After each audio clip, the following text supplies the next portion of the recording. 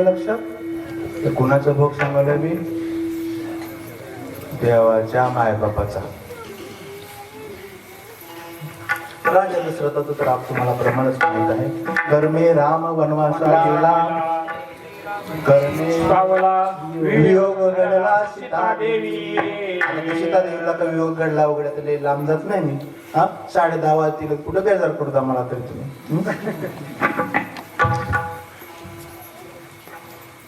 साधं सांगतो की राजा दशरथांचं सुद्धा तुम्हाला सगळ्यांना माहिती आहे. थोडक्यामध्ये श्रावण बाळा आणि श्रावण बाळा पाणी प्यायला गेला, त्याचे आई वडील होते आणि श्रावण बाळाला बाण लागला आणि श्रावण बाळाने शाप दिला, त्यामुळे राजा दशरथ मेले.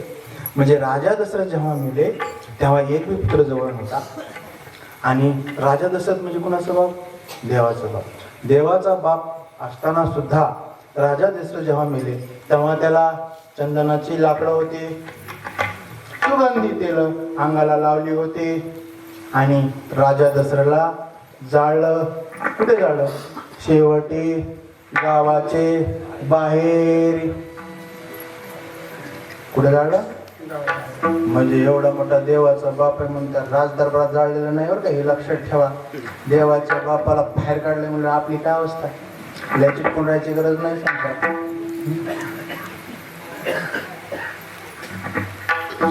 आता भक्ताचं सांगितलं, देवाच्या मायबापाचं सांगितलं, आता देवाचं सांगतो. म्हणजे कसं असतंय, SP ला अटक झाले म्हणून कळले कॉन्स्टेबलने एवढ्या मारायच्या. हे करायचं देव देवाचं मायबाप संत आणि भक्त सांगितलं तर माणसाला सांगायची काय गरज आहे का? तुमच्याकडे पोहोचायची काय काही कारण नाही. ऐका, भोग तो न घडे संचिता वाचन. भगवान श्रीकृष्ण अवतार कार्य संपुष्टात यायच्या वेळेला अरण्यामध्ये बसले होते आणि अरण्यामध्ये बसल्यानंतर जरा नावाच्या व्याधानं बाण मारला. त्या जरा नावाच्या व्याधाला जो डाव्या पायाच्या अंगठ्यामध्ये भगवान श्रीकृष्णाचा जीव होता आणि त्या जरा व्याधाने हरिण आहे असं समजून शिकारीला गेल्यानंतर बाण मारला आणि तो बाण भगवान श्रीकृष्णाच्या डाव्या अंगठ्याला लागला आणि भगवान श्रीकृष्ण त्रिलोकाला गेले. मग हे भगवान श्रीकृष्णाच्या वाटेला का आलं तर याच्या पाठीमाग हा भोग भगवान श्रीकृष्णाला का झाला याचं कारण आहे भगवान श्रीकृष्णाचं कर्म. काय कर्म आहे सांगा? सांगतो ऐका. तर राम अवतारामध्ये सुग्रीव आणि वालीचं युद्ध झालं होतं आणि वालीला कसं मारले भगवान श्रीरामाने? कपटच करून कपट करून श्रीरामानं वालीला मारलं. सुग्रीवा सोबत घेतला कारण रावणासोबत युद्धाला जायचं होतं म्हणून. मग जेव्हा वालीनं भगवान श्रीरामाला विचारलं, म्हटले देवा मी तुझं काहीच वाटोळं केलं नाही, तुझी बायको रावणाने पळवली, मी काही तुझं वाटोळं केलं नाही, मी तुझ्या आद्यात नाही मध्यात नाही कशातच नाही, आणि असं असताना तू का बाबा मला मारला? मग तेव्हा भगवान श्रीरामाने सांगितलं ठीक आहे, म्हणले मी चुकलोय, माझं कर्म चुकलंय, पुढच्या जन्मामध्ये त्याची परतफेड होईल. मग या जन्मामध्ये श्रीकृष्ण जन्मामध्ये जो जरा व्याध जो होता तो वाली, जरा नावाचा जो व्याध होता तो वाली, आणि त्याने भगवान श्रीकृष्णाला मारले. बाकीचं तर तुम्हाला माहितच आहे, तो शाप होता, सगळ्या यादवामध्ये युद्ध लागलं, हे झालं, परत ते माशाने गिळलं, ते मुसळ सांगू करतात. हा भोगतो न घडे संचिता वाचून. कोणते ऋषी होते? द्वारकेला लागलेले सगळं काय मिस करूनच असतं. म्हणजे सांगायचं काय, कर्म करण्यामध्ये देव जरी चुकला तरी देवाला भोग आहे.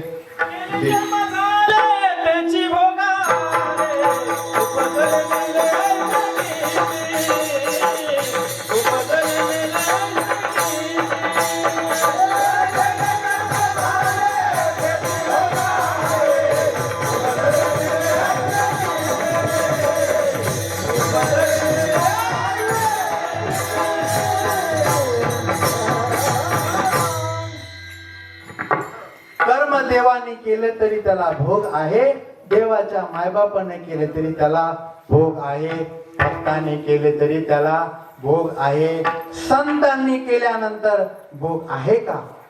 एखादं कर्म जर संतांनी केलं तर त्याला भोग आहे का? बोला.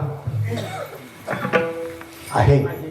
जर तसं नसतं तर तुकाराम महाराज म्हणजे नसते काय?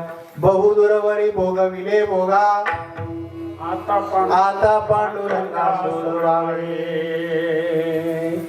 जर जगद्गुरु तुकोबरायाच्या वाटेला भोगच नसते तर तुकोबरायांनी पांडुरंगाला विनवणीच केली नसती. कशाची? बहुदुरवरी भोगविले भोगा, आता पांडुरंगा सोडवावे. एक वेळ करी या दुःखा वेगळे, दुरिताचे जाळे उगवून. आठवीन पाय हा माझा नवस, म्हणजे याच्यातून एवढं कळतंय संतांना सुद्धा भोग आहे. माणसाचं सांगतो 2 मिनिटांनंतर. त्याच्या अगोदर सांगतो कर्म कसं करायचं. आता कर्म केल्यावर तर भोग आहे. भोग तर आपल्या वाटेला नाही आला पाहिजे. ऐका, कर्म कसं असलं पाहिजे. शेतामध्ये आई आपलं 5 वर्षाचं मुलगा घेऊन शेतात गेलेली असते. सकाळचं खुरपायचे 5 लागलेले असते, दुपारचे 1 वाजलेले असतात. कितलं संपते 5 तुमचे? जात्यात आजकाल 12ला काय 5 कुठली लागते खरं सांगायचं. सकाळी गेल्यानंतर खुरपलेलं असतंय आणि 1 वाजता जेवायला बसतात. पहिलं तुमच्या लहानपणी अर्धा तास जेवायला बसायचे, आता किती वेळ जेवायला बसतात? 1 तास. त्याच्यानंतर झोपी होती असं माझ्या कानावर आले.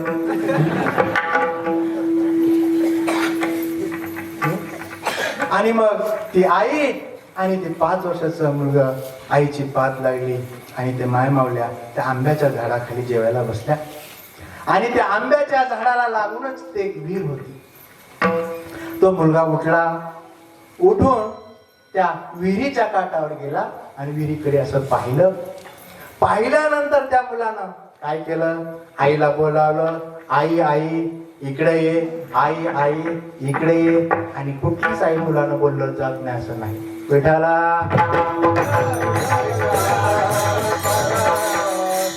आणि मग तो मुलगा त्या विहिरीच्या काठावरती होता आणि आई त्या काठावरती गेली काठाकडे. आणि मुलानं विहिरीत बोट केलं आणि आईला मुलगा विचारतो, काय विचारतो? आई विहिरीत काय आहे? आणि त्यावेळेला वेळ कुठली होती? दुपारची. आणि त्या विहिरीमध्ये सूर्य होता. आईनं सांगितलं, बाळा ते जे तू दिसते, तू जे बोट केले ना ते काय आहे? सूर्य आहे. मुलगा आईला विचारतो, आई आई ते पाण्यामध्ये विहिरीतल्या पाण्यात काय आहे? आणि आई मुलाला काय सांगते? ते सूर्य आहे. मग माझा प्रश्न असा आहे, सूर्य विहिरीत आहे का? बोला. नाही. मग आई खोटं बोलले का? हा, मग मी खोट आहे काय? काय तुमची आई मी खोटं बोलत नाही, कोणच खोटं बोलत नाही, म्हणजे मीच खोटं बोलायला झालं.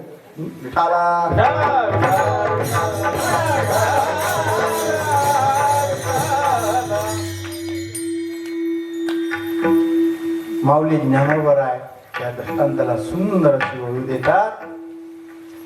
संसर्गा माझी असे, संसर्गा माझी असे, सकळा सारिखा दिसे, तोय संग आभासे भानुबिंब. सूर्य विहिरीतल्या पाण्याच्या संगतीमध्ये आहे. ऐका, सूर्य विहिरीतल्या पाण्याच्या संगतीत आहे, पाण्यात नाही. लक्षात आलं का तुमच्या? परत सांगू, सूर्य विहिरीतल्या पाण्याच्या संगतीमध्ये आहे, परंतु पाण्यात नाही. विठाला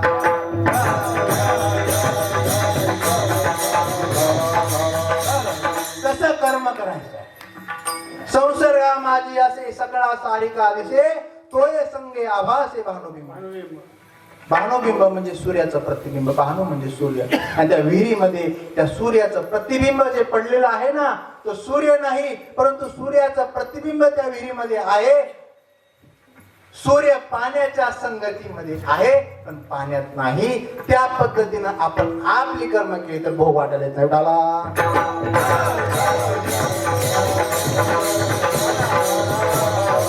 म्हणजे जीवन जगत असताना आपण जीवन कसं जगायचं आहे, हा संसार तर करायचा आहे, त्या संसारातली कर्म तर करायची आहे, परंतु ती कशा पद्धतीने करायची आहेत, नाथ महाराज याबद्दलच सुंदर असं प्रमाण देतात. काल पाहू तुम्ही तर गाव पक्षी अंगणी उतरती ते का तैसे असावे संसारी, वस्ती कर वस्ती आला तैसे असावे संसारी. पक्षी आपल्या अंगणामध्ये आपण दाणं वाळू घालतो. आता काय डायरेक्ट मिसनीतून गाडीला चाललंय, त्यामुळे तो काही विषय राहिलेला नाही. हा मुळ्यांचा त्रास कमी करून टाकलेला आहे, तरी पण आपण आपल्या दर्शनासाठी वाळू घालून काय अडचण आहे घालू. आपण असे काय घालायचे वाळायला, ज्वारी. आणि असं असल्यानं त्या अंगणामध्ये माऊलीनं ज्वारी वाळू घातली आणि दुपारची वेळ होती आणि त्या झाडावरून चिमणी ते पक्षी उतरायचा. उतरून ते असलेल्या ज्वारीपाशी यायचा आणि ते ज्वारी ते पक्षी खायचं. खाल्ल्यानंतर तिथंच कुठे एखादं सिमेंटचं पोतं भेटतं का बघायचं आणि मग त्या पक्ष्यानं ते पोतं त्या ज्वारीला लावायचं. एका हातानं पक्षी काय करतोय, सगळी ज्वारी त्या पोत्यामध्ये काय करतोय, भरतोय. आणि भरून झाल्यानंतर पक्षी उजव्या हातानं ती ज्वारी आणि ते पोतं पाठशी टाकून काय करतोय, घेऊन जातोय.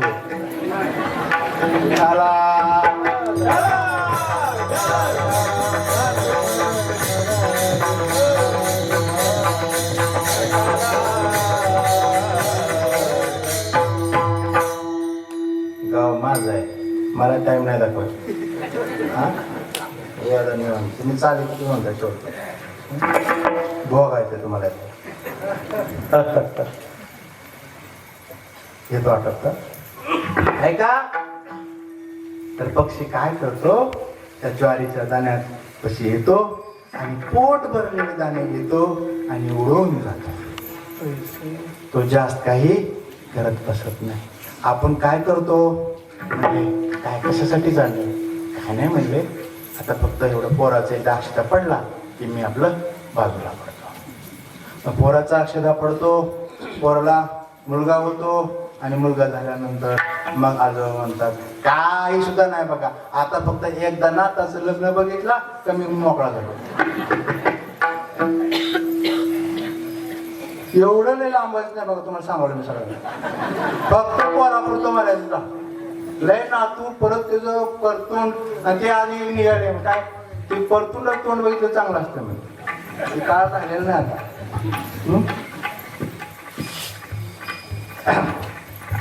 तर संसारामध्ये कर्म करत असताना जगत असताना त्या पक्षाप्रमाणे घ्यायचा. वस्ती कर वस्ती आला म्हणजे जुन्या काळात कसं व्हायचं, आपल्याकडे धर्मशाळा असायची, तसे ते लोक असायची. धर्मशाळेत रात्री यायचे, चालत येते त्या वाहनामध्ये, कुठंतरी एखादी घोडा असायचा, यायचे आणि त्या वस्तीमध्ये थांबायची आणि पहाटे 5ला उठून द्यायचे. आता तसं नाही, आता कोण थांबतच नाही, आता गाड्यात निघाल्या सगळीकडे. इथं बसण्याला कोण थांबणार, कीर्तन झाल्यानंतर मुकाम करायचं काय बांधला बरोबर कोण सगळे पक्षी झाले ठारा.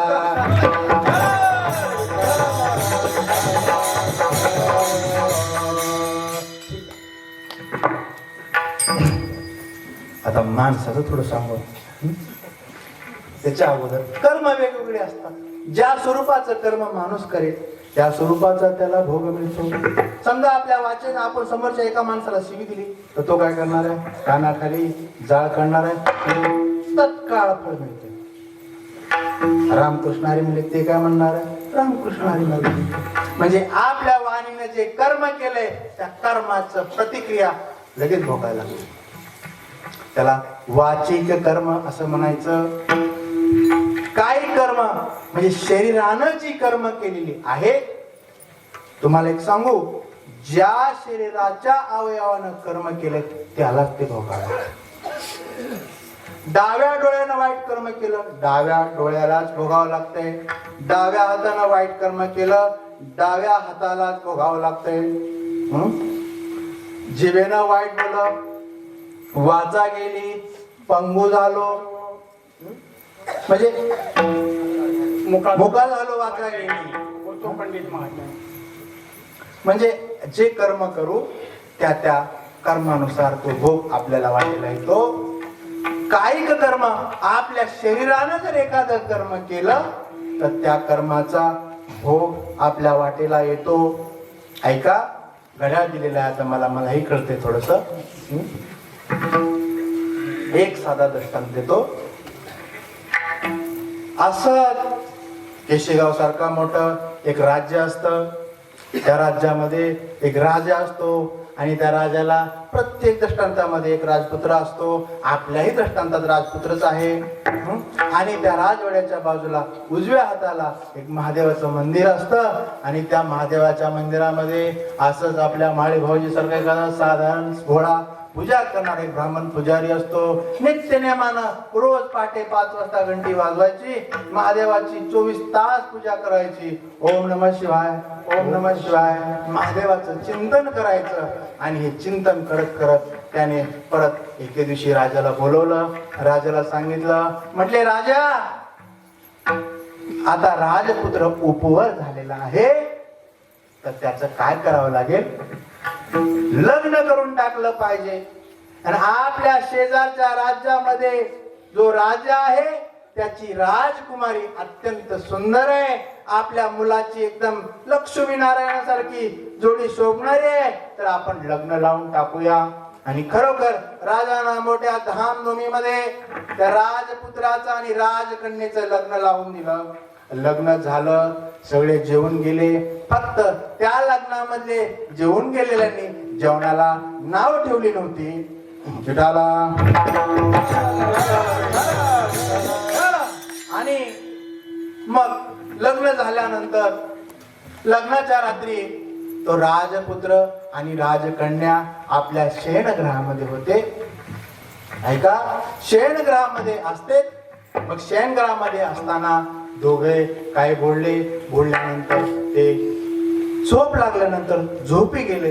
राजपुत्र झोपला पण राजकन्येला काय झोप येत नव्हती. मग झोप लागत नाही म्हणून तिनं काय केलं, आपलं त्या शयनगृहामध्ये उठून उभा राहिली आणि थोडस फिरायला लागली इकडून तिकडून. ती पहिलाच दिवस होता. तिनं भिंतीकडे बघितलं तर भिंतीकडे म्यानामध्ये सुंदर अशी तलवार, त्या म्यानेला डायमंड म्हणजे काय म्हणतात पण, हिरे, माणिक, मोती, पाचो असलं सगळं ती म्यान सजवली होती. एकदम आकर्षक अशी ती तलवारीची म्यान होती. ती म्यान त्या राजकन्येनं पाहिली आणि ती म्यान पाहिल्यानंतर आणि ती तलवार पाहिल्यानंतर राजकन्येला ती घेऊन पाहावी अशी वाटली. तिनं त्या असलेल्या पलंगावर चढली आणि वरच्या हातानं ती तलवार आणि म्यान काढली. आणि काढल्यानंतर तिने काय केलं, ते म्यानातून तलवार काढत होती. म्यानातून काय करत होती, तलवार काढली. आणि तलवार काढत असताना तिच्या उजव्या हातातून तलवार निसटली आणि दणकन खाली पडली. आणि ती कुठं पडली, बरोबर राजपुत्राच्या गळ्यावर. आणि गळ्यावर पडल्या पडल्या एका बाजूला शिर, एका बाजूला दूध. पहिल्याच रात्री राजकुमार, रात्री 1 वाजता राजकुमार मेला. पहाटे 5 वाजेपर्यंत ती राजकन्या रडत बसली. कुणाला बोलायचं, काय करायचं काय नाही. तेवढ्यात मंदिरातली घंटा वाजली. तिच्या लक्षात आला आता 5 वाजले. तिनं मोठ्या मोठ्याने रडायला चालू केलं. मोठ्या मोठ्याने रडायला चालू केल्यानंतर तो राजा, त्या राजपुत्राची आई वडील सगळे पळत पळत, सैनिक सगळे पळत पळत त्या असलेल्या शयनगृहामध्ये आले आणि ती असलेली राजकन्या मोठ्या मोठ्याने रडायला लागली. राजा विचारायचं, बाळा काय झाले, तू का रडते, कुणी असं केलं राजपुत्राला? तिनं आणखी मोठ्याने रडायचं. राजानं आणखी विचारायचं, बाळा नेमकं काय झालं, कोण आलं होतं, कुणाकुणा असं झालंय? आणि ती राजकन्या एकदम आवेशामध्ये आक्रोश करत होती आणि रडत रडत फक्त तिनं उजव्या बाजूला हात केला. राजानं विचारलं, कोणी मारलं राजपुत्राला? असं म्हटल्यावर तिनं उजव्या दिशेला हात केला. उजवीकडे काय आहे? महादेवाचं मंदिर आहे. मंदिरात कोण आहे? पुजारी आहे. सैनिक पळत गेले, पुजाऱ्याला धरून ओढत आणलं आणि ओढत आणल्यानंतर राजाच्या दरबारामध्ये ठेवलं. अरे म्हटले, तर दुसरा तिसरा कोण नव्हता, माझ्या राजपुत्राला तूच मारला. आली का पंचायत? असं बऱ्याच ठिकाणी होतं. आणि मग राजानं दरबार बोलवला आणि दरबार बोलल्यानंतर सांगितलं, म्हणले त्या बामणाचा शिरच्छेद करून टाका, म्हणला मारून टाका. अरे बापरे, सगळा राज दरबार स्तब्ध. तो ब्राह्मण मोठ्या मोठ्यानं रडायला लागला. म्हणले, राजा मी तुझ्या पंजोबापासून ही सेवा करतोय. माझे म्हणजे हे आमचं घर तुमची सेवा करत आले. तुझ्या वडिलाची मी सेवा केली, तुझी मी सेवा केली. आतापर्यंत या जीवन काळामध्ये मला आजपर्यंत 65 वर्ष झाली, पण माया कधीही चूक केली नाही. फक्त परमेश्वर आणि मी, भक्त आणि देव एवढ्या संबंधानं मी वावरलो. कधीही आयुष्यामध्ये मी एक चूक केलेली नाही. कधी मी तुमच्या कुळाला कधी विरोध केला नाही. कधी राज्यावर मी आपत्ती आणलेली नाही.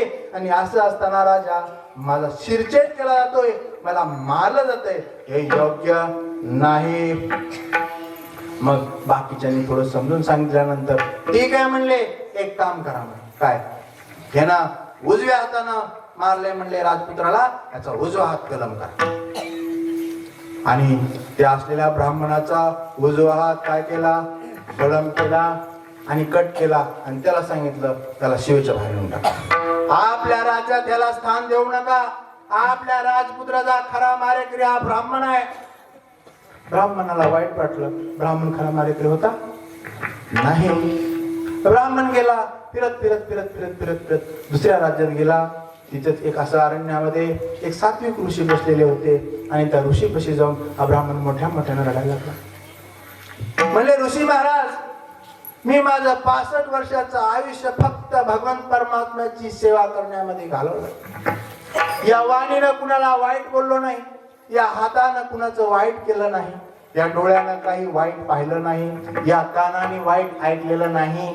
माझ्या 65 वर्षाच्या आयुष्यामध्ये कुठलंही वाईट कृत्य मी केलेलं नाही, तरी माझ्या वाटेला हे का आलं? मग तेव्हा ते ऋषी सांगायला लागले, म्हणले, ऐक, मागच्या जन्मी सुद्धा तू ब्राह्मणच होतास आणि तू असलेल्या एका वनामध्ये तप करत बसला होतास.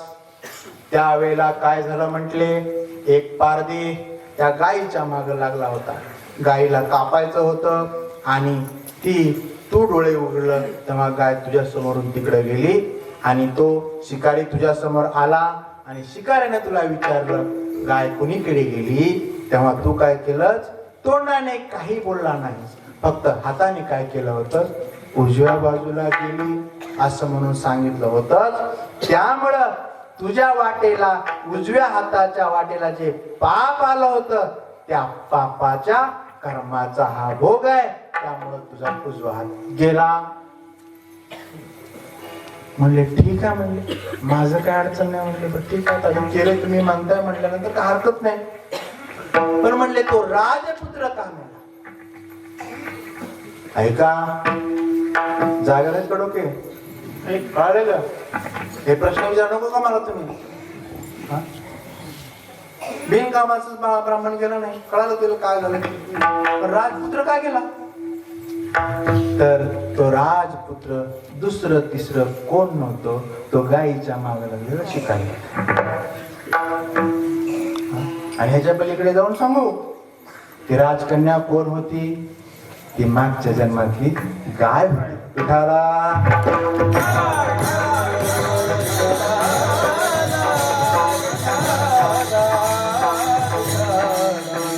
काय सांगतो मी तुम्हाला, भोगतो न घडे संचिता वाचो. म्हणजे शरीरानं जर कर्म केलं तर ते भोगावं लागतं. ज्या शरीराच्या भागानं कर्म केले त्याच भागाला ते भोगावं लागतं. आता मानसिक कर्म बरंच काय आहे, पुन्हा काय कर्म आहे, बऱ्याच गोष्टी आहेत त्या. असं मी पहाटे 4 वाजू शकतो. विठाला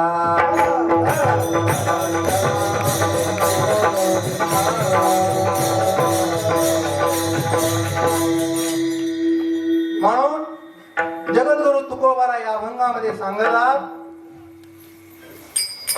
आपल्या वाटेला जो आलेला भोग आहे हा दुसरं तिसरं काय नसतं. बरेच लोकांचा असा एक समज असतो. काय समज असतो? प्रत्येकाला वाटतं मी फार सात्विक आहे, मी फार चांगला आहे, आणि मी फार चांगला असताना म्हणले आमचं सगळं चांगलं आहे हो. आमचं खरं सांगू का, खरं खरं तर आमचं वाटलं म्हणजे आमच्या भावकीनं केलंय.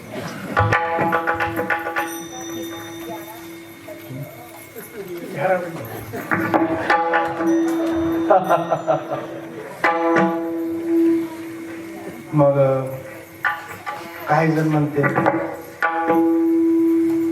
काय नाही म्हटले, जगाचं कुणाचं काय नाही हो, शेजाऱ्याचं बी कुणाचं काय नाही. फक्त मागच्या इलेक्शनला भाऊ सोबत असता का तर मिटतच होतं म्हणले. फक्त ते विरोधात गेल्यामुळे आपलं सगळं रेंगाळलं म्हणले. म्हणजे माझं वाटलं भावानी केलं, त्याच्या पलीकडे तो आणखी जातो. तो म्हणतो काय नाही हो, भाऊ बहीण काय म्हणले तेच आहेत म्हणले. पण खरं सांगू का म्हणले, माझ्या वाटलेल्या नव्हे सगळी जमीन आई वडिलांना म्हटले बारक्याला देऊन टाकले. खऱ्या अर्थानं आमचं जर नवरा बायकोचं कोणी वाटलं केलं असं तर कोणी केलं असं? आई वडिलांनी केलं. त्याच्या पलीकडे जायचं आणखी आपणाला. काही जण काय म्हणतात, कुणी जगानं काय करून चालत नाही हो, देवानं वाटलं केल्याशिवाय कुणाचं वाटलं होत कुठाला. देवाने काय काही जणांचं असं म्हणणं असतं की देवानेच माझं वाटलं केलं, दुसरं कोणी सुद्धा वाटलं केलं नाही. तर याचं खरं उत्तर असं आहे की आपलं चांगलं आणि वाईट कोणच करू शकत नाही. आपलं चांगलं देव करू शकत नाही, आपलं चांगलं आई वडील करू शकत नाहीत, आपलं चांगलं भाऊ बंद करू शकत नाहीत, आपलं चांगलं शेजारी करू शकत नाहीत. तर आपलं चांगलं कर्म करत असतं आणि आपलं वाईट कर्म करत असतं. विठाला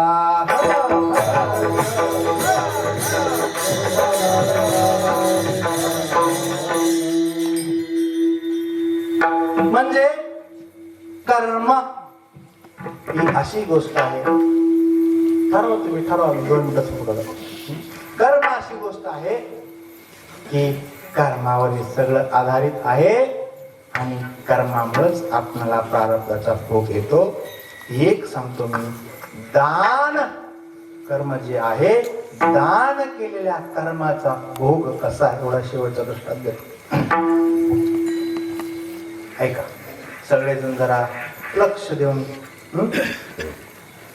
म्हणजे कानात प्राण आणून ऐका. एक किरत नावाचा एक पापी मनुष्य असतो, फार पापी, अत्यंत वाईट वागत असतो. काय नाव त्याचं? किरत. आणि एकदा तो त्या वेश्यागृहाकडे भेटायला जात असताना त्याच्या प्रेयसीला, तो जाताना तिला खुश करण्यासाठी काय करतो, चंदन आणि सुगंधी चंदन आणि सुगंधी फूल हातामध्ये घेऊन तो जात असतो. कुठे चाललेला आहे तो? वेश्येच्या घराकडे चाललेला आहे. पण जाताना गडबडीत तो काय करतो, एका दगडाला चालतो आणि खाली ते सगळं चंदन आणि फूल पडतं. पडल्यानंतर त्या फुलाला आणि चंदनाला काय होतो, मळ लागतो. मग त्यानं ते चंदन आणि फूल उचलतो. चंदन आणि फूल उचलल्यानंतर त्याच्या लक्षात येतं हे फूल आणि हे चंदन कसे आता मळलंय, तर आता हे काय असणार आहे, ती नाराज होईल असलं मळलेलं फूल आणि चंदन पाहून. म्हणून त्यानं काय केलं, जात असताना त्याच्या उजव्या हाताला महादेवाचं मंदिर होतं. तुम्ही म्हणताल महाराज प्रत्येक वेळेला तुमचं महादेवाचं मंदिर उजव्या हातालाच का असतं?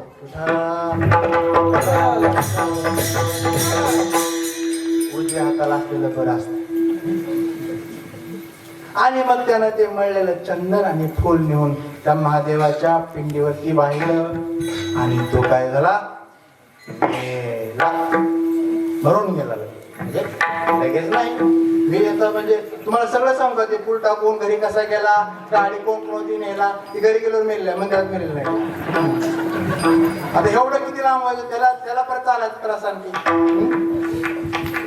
आणि तो घरी गेला, मेल्यानंतर डायरेक्ट कुठे गेला, वरती गेल्यानंतर चित्रगुप्त बसले. चित्रगुप्त बरोबर ना, हा, चित्रगुप्ताने यादी केली, म्हणजे काढा म्हणे. हे म्हणले हे एक नंबरचं हलकट आहे, ते म्हणले ह्याचं कायच नाही, म्हणले काय सगळं पापी आहे, म्हणले हे सगळं वाईट आहे, म्हणले सगळं.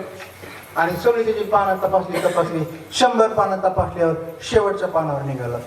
म्हणले काय, त्याला म्हणले 3 तास म्हणले इंद्रपद भेटते म्हणले.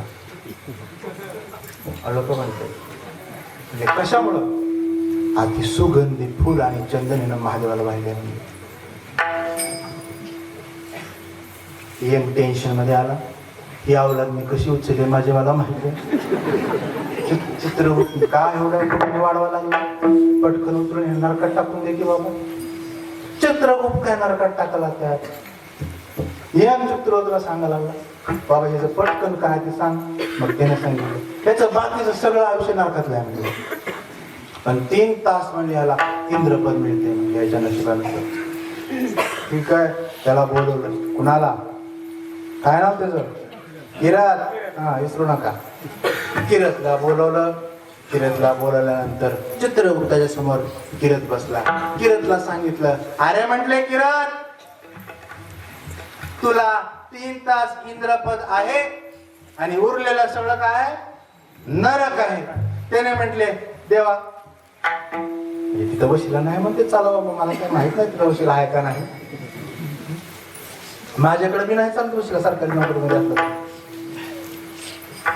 आणि मग त्या किरतनं सांगितलं, हा ठीक आहे म्हणजे मला सगळं मान्य आहे, ते सगळं तुम्ही खातेबुक जे मांडलंय मला मान्य आहे, फक्त एकच मला माझी विनंती, हा जोड माझ्या माझे करा. काय, पहिल्यांदा मला इंद्रपद द्या म्हणजे 3 तास, आणि बाकीचा नरक खायचा. ते चला द्या म्हणजे चला द्यायला इंद्रपद. आणि किरतला इंद्रपद 3 तास इंद्र केलं. 3 तास काय झाला, किरत इंद्र झाला. आणि किरत इंद्र झाल्या झाल्या कीर्तन 5 महत्वाच्या गोष्टी.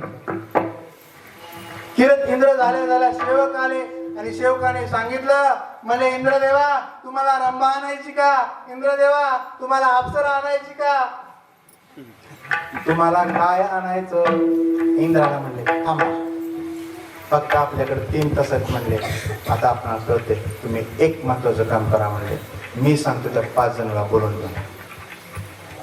म्हणजे कोण कोण, विश्वामित्र, वशिष्ठ, कौंडिल्य, गालव आणि आणखी एक ऋषी, असे 5 ऋषींना बोलवले. 5 ऋषीला बोलवल्यानंतर त्याने विश्वामित्राला उच्च श्रवण नावाचा घोडा जो होता तो दान केला. परत वशिष्ठ मुनीला कामधेनू दान केली.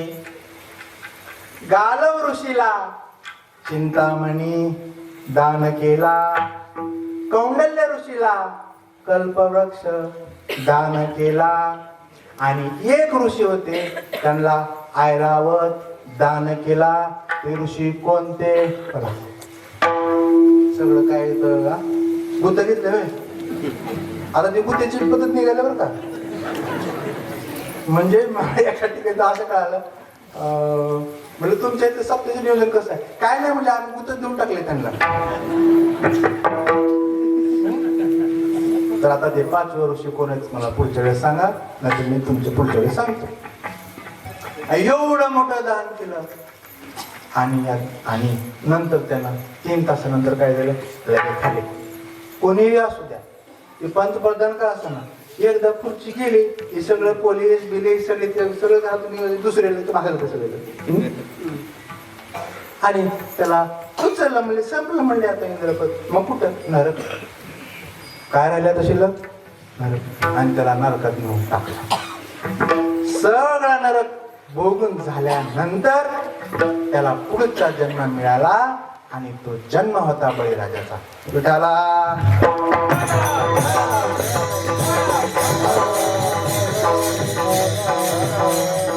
ऐका, मी दानाच्या कर्माचं भोग सांगतो. तो किरत पुढच्या जन्मामध्ये बळीराजा म्हणून जन्माला आला, आणि तुम्हाला माहिती आहे बळीराजाकडे कुणी भीक मागितली? भगवान विष्णूने भीक मागितली. हे कशाचं महत्व आहे? दानाच्या कर्माचं महत्व आहे. हा जो भोग आहे देव भिकाऱ्याची झोळी घेऊन दारामध्ये येतोय, त्या बळीचा भोग फक्त त्यानं 3 तास इंद्रपद मिळालं, जे दान केलं त्याच्यामुळे. विठाला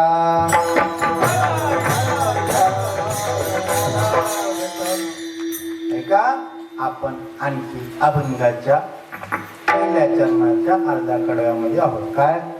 भोगतो न घडे संचिता वाचोनी, म्हणजे कर्म केलं की चांगलं कर्म चांगलं फळ देतं, वाईट कर्म वाईट फळ देतं.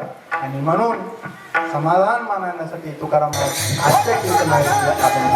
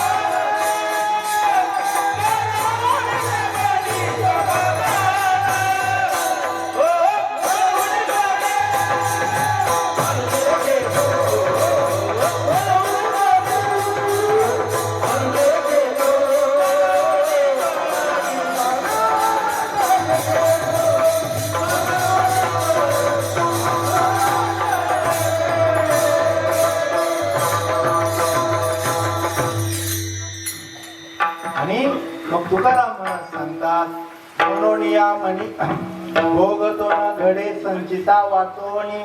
आपल्या वाटेला जो भोग आलेला आहे तो करावे ते म्हणे समाधान. आपल्या कर्माचा तो भोग आहे.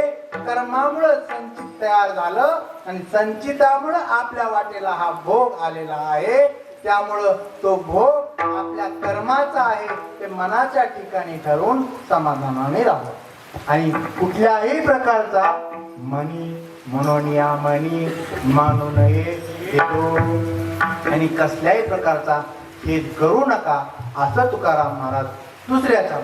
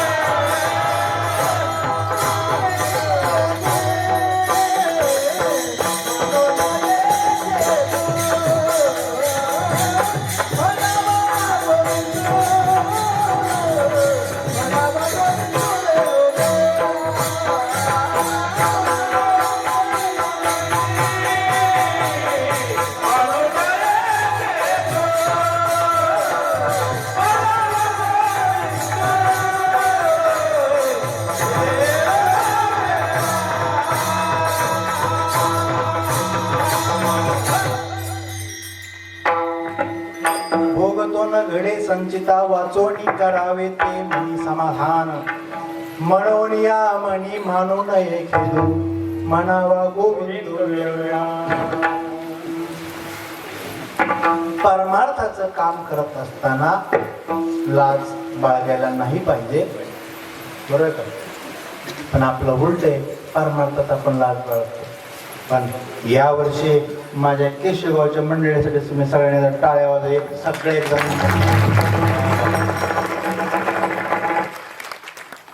काय नाही म्हणलं, येत नाही, नुसतं मानेला टाळा उभा राहिले, उभा राहिले, सगळे उभा राहिले. दारू न पिणारे उभा राहिले, पिणारे उभा राहिले. हळूहळू बंद करून टाकू, उभा तर राहा. मी काय काय ठिकाणी बघितलं, टाळ वाजवलं, हे हिरो बस खाली. ते टाळ वाजवणार तयारच होत नाही, उभा राहू द्या. तुम्हाला माहित नाही ते दारूवाले किती चांगले असतात लोक. तुम्ही बघा, दारू पिणारे लोक कधी भेदभाव करत नाही, कधी वाईट करत नाही. ते बरोबर पोरला म्हणजे उगाच सोबत काय नाही, तो पिओ बिओ काय नको, तू फक्त सोबत चल. मग तिथं जाते त्या हॉटेलमध्ये बसल्यानंतर ते खरंच पोराला प्यायचं नसतं. मग ती काय म्हटलं, तुम्ही दारू प्या, मग मला फक्त स्प्राईट सांगा. मग ते स्प्राईट पेतं. पुढच्या वेळेला ते जाते, परत पुढच्या वेळेला मिळून जाते. पुढच्या वेळेला गेल्यावर ते म्हणते हळूहळू, काय स्प्राईट नव्हते, उगं थोडीशी बिअर टाकी, काय होत नाही. मग आता 2-3 वेळा गेल्यानंतर मग ते नंतर ते बिअर टाक. मग तिसऱ्या वेळेला जाते, सांभाळून येते बिचारे दारूवाले, असं करत नाही ते, अजिबात हे करत नाही. ते बरोबर सगळ्याला मिळून आला का बघा, त्याला फोन करा, पोचलाय का, घरातून निघालाय का, ते गाडी भरून व्यवस्थित हॉटेलमध्ये पोहोचलं. चुकून एखादं यायचं राहिलं तर पित नाही. चुकून जर एखादं यायचं राहिलं तर पित, थांबा रे ते नाही असं नको काय. मग ते येते, सगळेजण बसते. मग तिसऱ्या वेळेला ते काय म्हणते, बियर ना झालं ना, तर बसले ना म्हणजे बियर ह्या दारूला काय अडचण. ते दारू पिते. चौथ्या वेळा ते स्प्राईट वरच फोन करते, कधी जायचं आता, कधी निघायचं आता, म्हणजे काय तसं आता परमार्थ. पहिल्यांदा गोड भरून आणा, आणल्यानंतर लय माळा वेळ तपासतो. माळावाले सगळे चांगले तसं काय कारण माझ्या गोष्टी दारू चांगले. आणा, आल्या आल्या पहिल्यांदा त्याला टाळ द्या, पहिल्या सप्त्याला टाळ द्या, पुढच्या सप्त्याला हळूहळू माळ घाला, तिसऱ्या सप्त्याला त्याला येत असलं नसेल चाल द्या, हळूहळू त्याला प्रवचन करू द्या. आणि मग बघा ते कसं अंगात दारू मिळला जातो. नंतर कीर्तन करायला लागतं, उठाला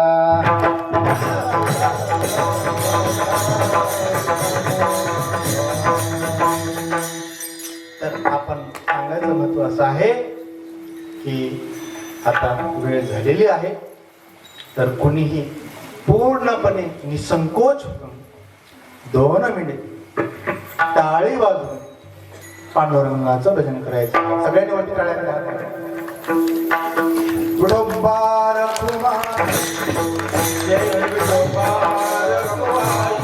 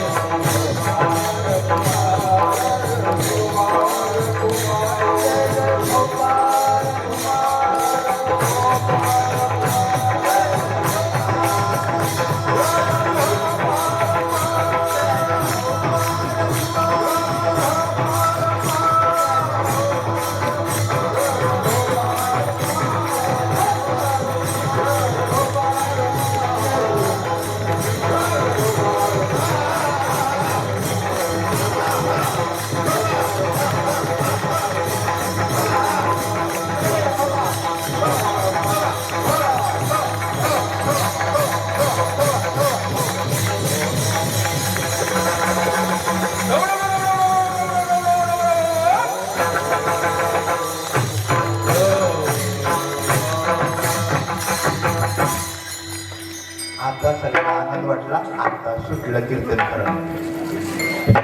तर ते बाबा काय सोडत नाही. भोगतो न लढे संचिता वाचून, शेवटी चालली काय ज्ञानेश्वर महाराज, करावे ते मनी समाधान, मनोनिया मणी मानून एक हेदू म्हणावा गोविंद वेळोवेळा, आणि का रुसावे नलगे भूता आपुल्या संचिता वाचूनिया. तुकाराम महाराज सांगतात, आणि का रुसावे नलगे भूता, आणि का रुसावे नलगे भूता, आणि का रुसावे नलगे भूता.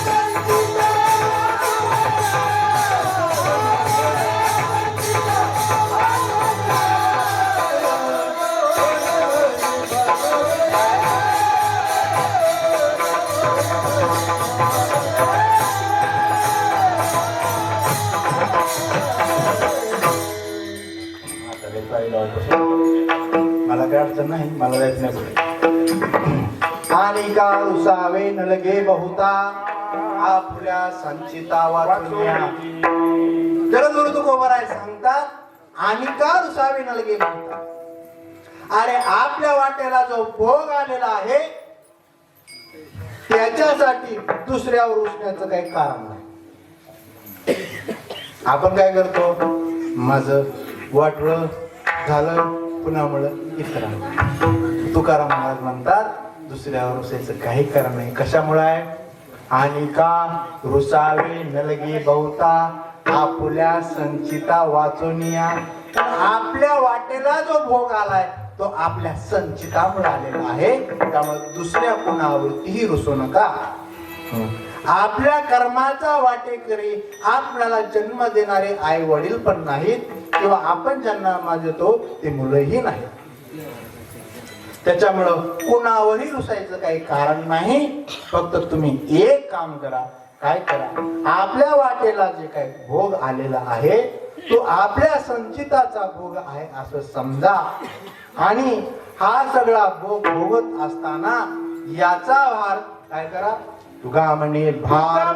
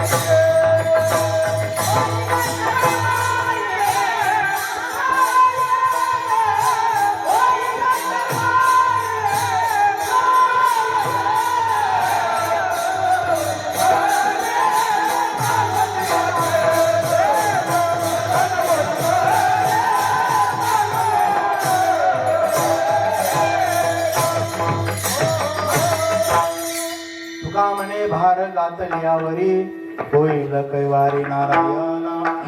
तुकाराम महाराज सांगतात, हे जे आपल्या वाटेला आलेला भोग आहे तो भोग आपल्या संचिताचा आहे. याच्यासाठी तू दुसऱ्यावरती कुणावरती रुसू नको. तर तू काय कर, भगवंताचं नामस्मरण करत गोविंद गोविंद गोविंद म्हणत आपल्या वाटेला आलेला भोग भोगत भोगत हा भोगाचा भार हा देवावरती सोडून दे. आणि देव मग कैवारी होईल आणि तुझा भोग संपवणार नाही, परंतु त्या भोगापासून होणारा त्रास कमी करेल. विठ्ठला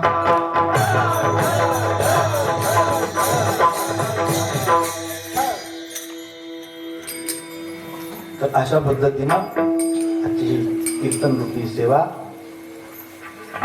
सफल होत आहे.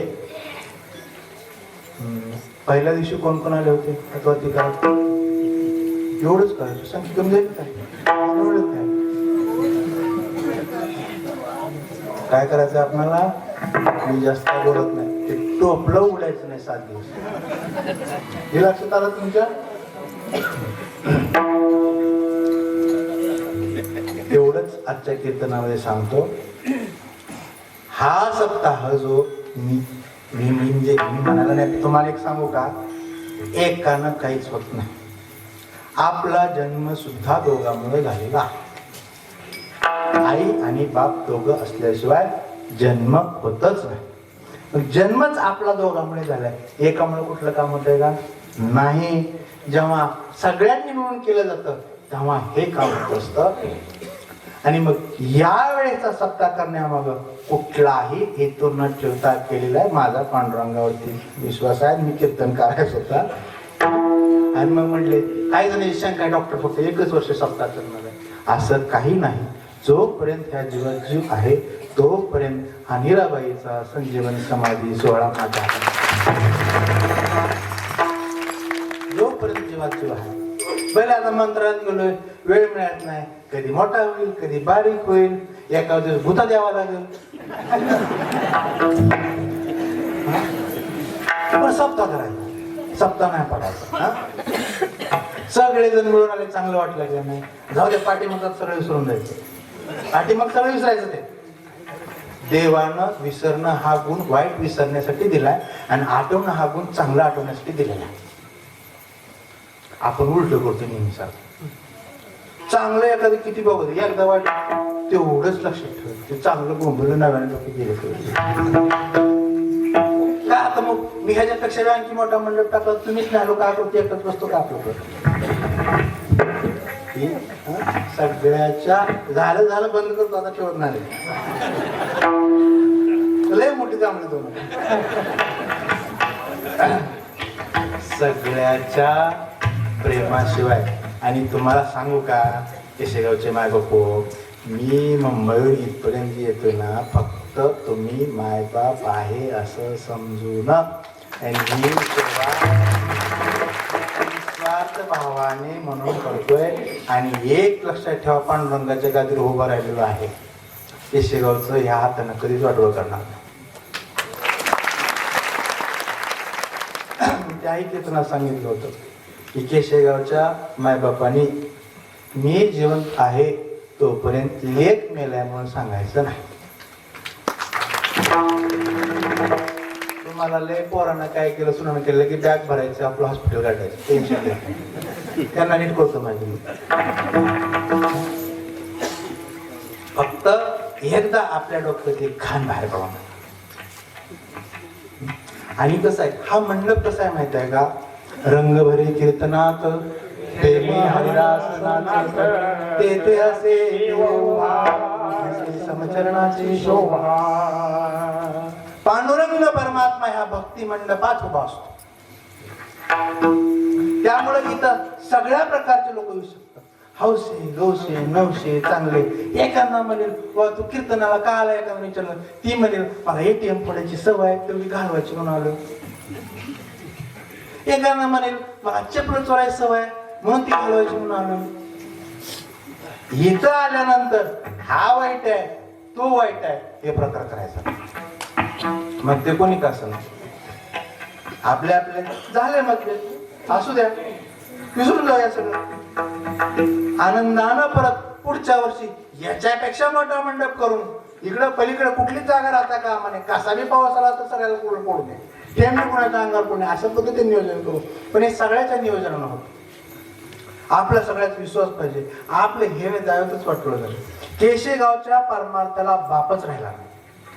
तुम्ही म्हणलं कसं काय, सिद्ध करून दाखवतो. आता सगळे माझे वडीलधारी वारकरी केशेगावचे सगळे 65च्या पुढे हा, आणि नवीन जे टाळकरी त्यावेळेस सगळे 25च्या खालचे 30च्या खालचे. म्हणजे 30 ते 60 म्हणजे केशेगाव टीम कुठे आहे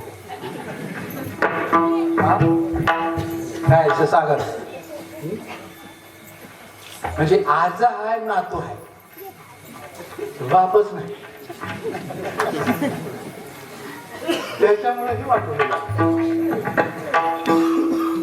तुम्ही संसारात सुद्धा बघा, एखाद्याचा मुलगा जर साधा मुळा असेल आणि नातू चांगले असतील आणि म्हणजे आजार चांगला नातू चांगले मधले डळमळते डायरेक्ट आज नातू कारभार चांगला कसं आहे.